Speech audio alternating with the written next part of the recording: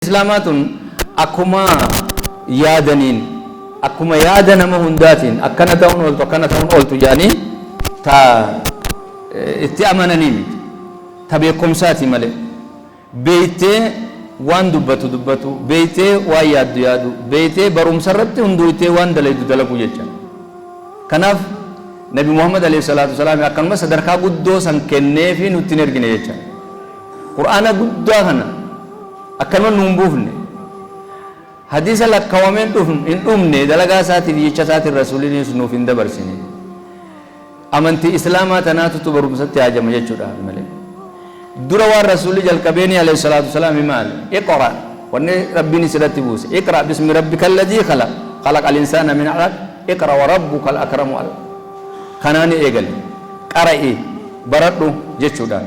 Kanaaf obboleeyyan kiyya ummata muslimaa amantiin teenya amantii barumsaan itti amananii beekanii sirriitti ammas amantiin shakkiin hin taatu seeteedhaan hin taatu aadaa walirraa dhaaluudhaatiin hin taatu barumsaan taate waan dubbattu san maalummaa isii sirriitti qixa sirrii ta'een beeku waan yaaddu san beeytee yaqiinaan qalbii tee irratti hiitee wannummaan tokko ta irraa sossooftu dhabamuu. Kanaafi sahaboonni rasuula alayhi salatu wasalam warrootni nu dura dabre wanni ruuhee fi itti dabarsa hin jirtu bar wanni ruuhee fi dhaatana jiruu fi tan itti gurguratan amantiin hin jirtu beekan.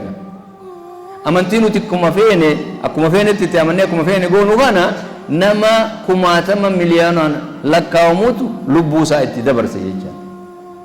Santu asiin nuun gahe. Hatta lubbuu yoo si gaafatte kennuu fi danda'uudha qabda jecha. Wanni gaa lubbuu tee kennituuf maalire waan yaqiinatti na baase jetteetti amante qofa jecha.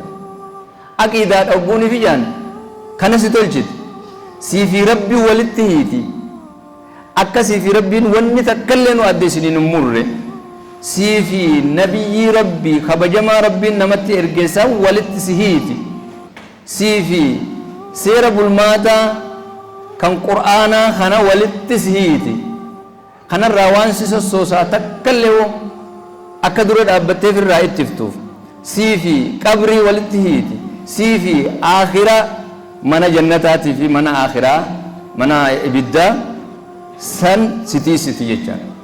Kanaaf sagantaa lama kaniin dabarsuutu jira waa'ee qadaraa silaa bal'inaan irratti haasa'uudhaatu barbaachisa. Warra qadaraas ta'ee arkaana jaan iimaanaatii fi shanan islaamummaati fi isaanaa 12 kanas qacellotti baratee itti amanee dalagu rabbi nu haa taasisu. Amantii tana rabbi gannu keessa haa buusu. Bu'uura 12 qabdi. Bu'uura 12 kana barachuun qixa sirrii ta'een barachuun nama hundarrattuu farda layn farda kifaayaa miti. Warri barate qoftiin barate kaan sunnummaadhaan baratuu dhabuudhaan miti.